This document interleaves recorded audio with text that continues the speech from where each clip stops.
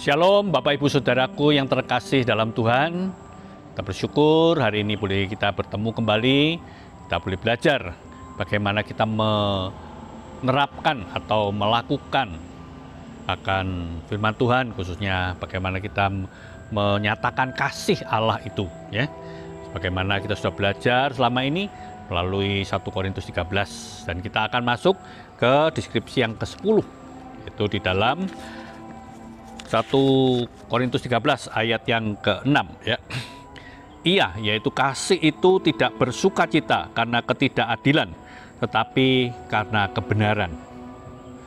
Nah, di dalam versi yang baru, yaitu bahasa Indonesia sehari-hari, katakan, orang yang mengasihi orang-orang lain tidak senang dengan kejahatan, ia hanya senang dengan kebaikan.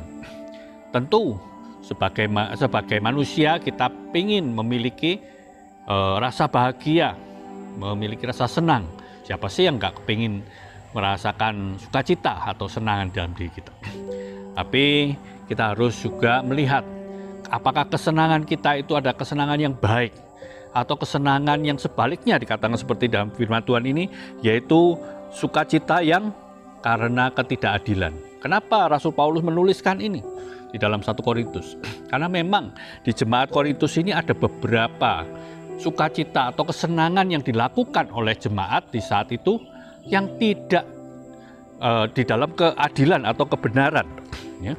Seperti yang dikatakan di dalam ayat pasal 5, ya. Di situ dikatakan mereka hidup dalam dosa percabulan, dan mereka bangga, mereka menyombongkan diri, mereka merasakan kesenangan di situ. Makanya Rasul Paulus menasihatkan itu. Kemudian juga di dalam 1 Korintus 8, ya. Di situ mereka ketika berbicara tentang persembahan korban, di situ mereka juga karena punya pengetahuan, mereka menjadi sombong, mereka memikir wah mereka hebat, ya.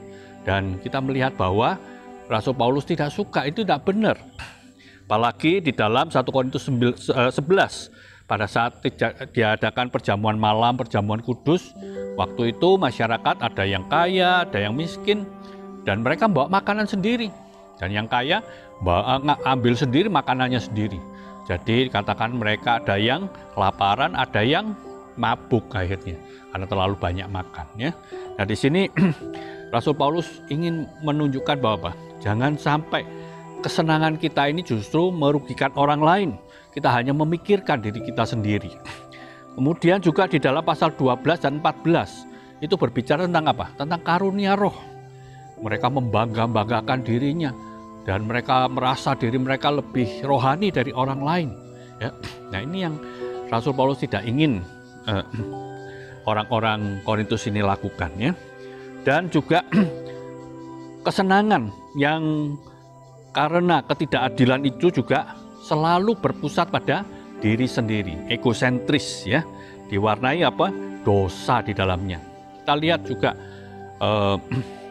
pencobaan iblis kepada Tuhan Yesus dalam Matius pasal 4, gitu, ya. Itu jelas sekali waktu Tuhan Yesus sudah berpuasa 40 hari 40 malam, dia akhirnya Dia akhirnya lapar, dan iblis menawarkan, jika engkau anak Allah, perintahkan semua batu-batu ini menjadi roti. Untuk apa? Untuk memuaskan diri sendiri.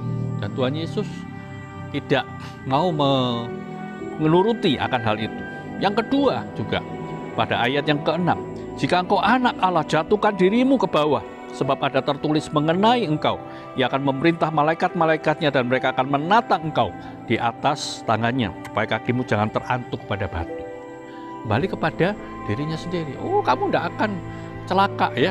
Kamu bahkan akan lebih termasyur di sana. Tuhan Yesus menolaknya. Bukan kesenangan itu yang harusnya dimiliki seorang yang memiliki kasih Allah.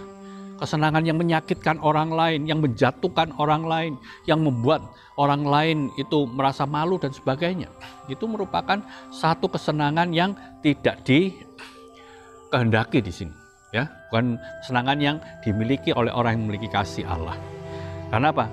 Kasih yang benar itu ada kasih dalam kebenaran.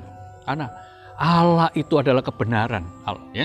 Yesus adalah jalan kebenaran, dan juga firman Tuhan adalah kebenaran. Maka itu kita harus menjalankan ataupun memiliki sukacita, tapi dalam kebenaran Tuhan. Ya, Tuhan menolong kita semuanya supaya sungguh-sungguh boleh menjalankan kehidupan kita, menikmati sukacita, kebahagiaan di dalam kebenaran Tuhan. Tuhan memberkati kita semuanya. Amin. Morning bright, let your light be bright in Christ.